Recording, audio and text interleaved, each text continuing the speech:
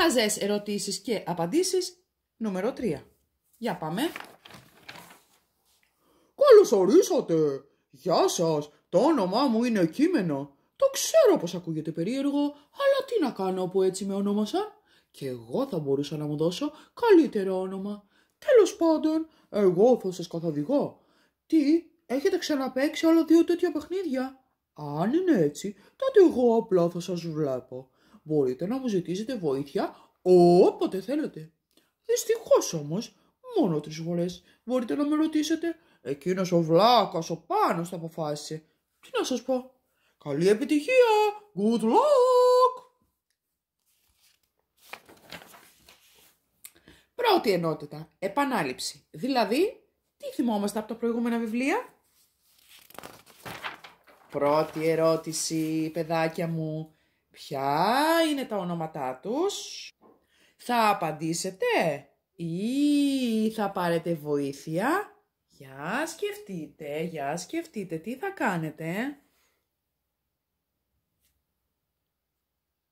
Ωραία λοιπόν. Όσοι έχετε απαντήσει στην ερώτηση, κλειδώστε τις απαντήσεις σας και οι υπόλοιποι πάρτε τη βοήθεια. Να δούμε ποιος έχει δίκιο και ποιος άδικο. Ορίστε λοιπόν οι απαντήσεις. Για να δούμε ποιοι απάντησαν σωστά και ποιοι λάθος. Ο Τζέρεμι, ο Πάνος, ο Μάρκ, ο Ματζιτζάνο και ο Μπομπ. Όσοι λοιπόν έχετε απαντήσει σωστά, μπράβο σας. Αλλά μπράβο και σε αυτούς που ζήτησαν βοήθεια. Την επόμενη φορά μπορεί να είστε ακόμα καλύτεροι. Δεύτερη ερώτηση. Ποιος έκλασε στην πρώτη ερώτηση του πρώτου βιβλίου?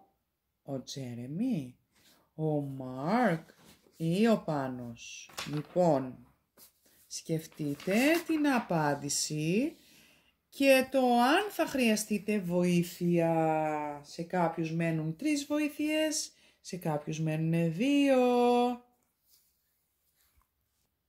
Λοιπόν, παιδιά, όσοι γνωρίζετε την απάντηση, κλειδώστε τη, γιατί τώρα θα πάμε σε αυτούς που ζήτησαν βοήθεια. Πάμε να δούμε λοιπόν ποια είναι η απάντηση της ερώτησης. Πού να θυμάστε τώρα το πρώτο βιβλίο? Είναι χαζός ο Πάνος. Στο πρώτο βιβλίο, στην πρώτη ερώτηση, έκλασε ο Μάρκ. Και πάμε στην τρίτη ερώτηση. Ποιος είχε πάει φυλακή? Ο Μπομπ, ο Naughty Boy ή ο Πάνος?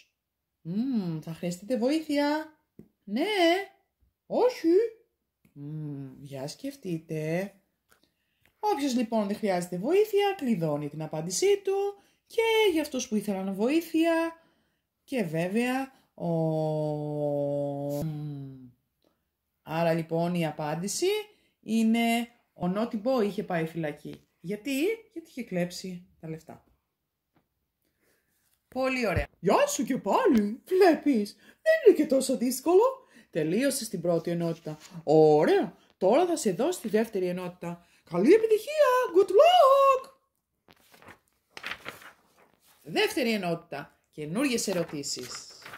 Ερώτηση πρώτη.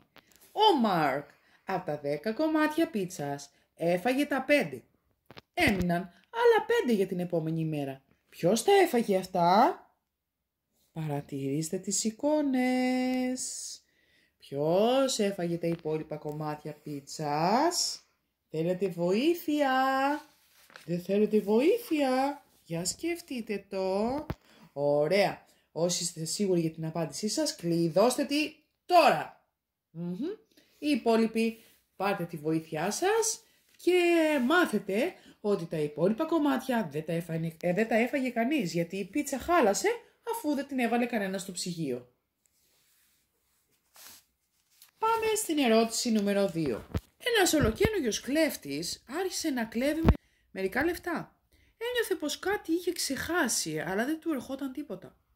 Ένας έμπορος τον είδε να κλέβει και έβγαλε μια φωτογραφία. Όταν τη φώτο την πήγε στους αστυνομικούς, αυτοί τον έπιασαν. Πώς τον αναγνώρισαν? Για θυμηθείτε τις παλαιότερες ενότητες. Για σκεφτείτε πριν κλειδώσουμε απάντηση ή ζητήσουμε βοήθεια. Είστε έτοιμοι? Ωραία. Κλειδώστε τις απαντήσεις σας. Και αυτοί που ζήτησαν βοήθεια, αυτός ο χαζός κλέφτης ξέχασε να φορέσει καλσόνι ή κουκούλα. Βρε, τι πάθαμε! Τρίτη ερωτράκια μου και τελευταία.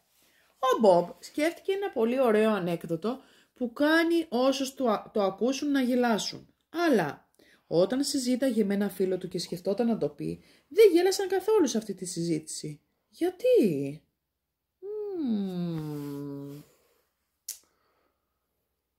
Νομίζω ότι είναι εύκολη η απάντηση. Ρε παιδιά, μην ζητήσετε πάλι βοήθεια. Όχι, θέλω βοήθεια. Εντάξει τότε. Κλειδώστε τις απαντήσεις σας και να έρθει βοήθεια παρακαλώ. Πετάει. Βέβαια. Ο Μπομπ ξέχασε να πει το ανέκδοτο. Άλλο κι αυτό. Χαζούλη Μπομπ. Πώς γίνεται αυτό? Μπράβο. Τελειώσατε το παιχνίδι. Σου άρεσε? Κάνε σχόλιο. Να κάνω και το 4. Τι λες? Απάντησέ μου. Κάνε subscribe στο κανάλι μου. Please. I love you. You are the winner. Bye bye.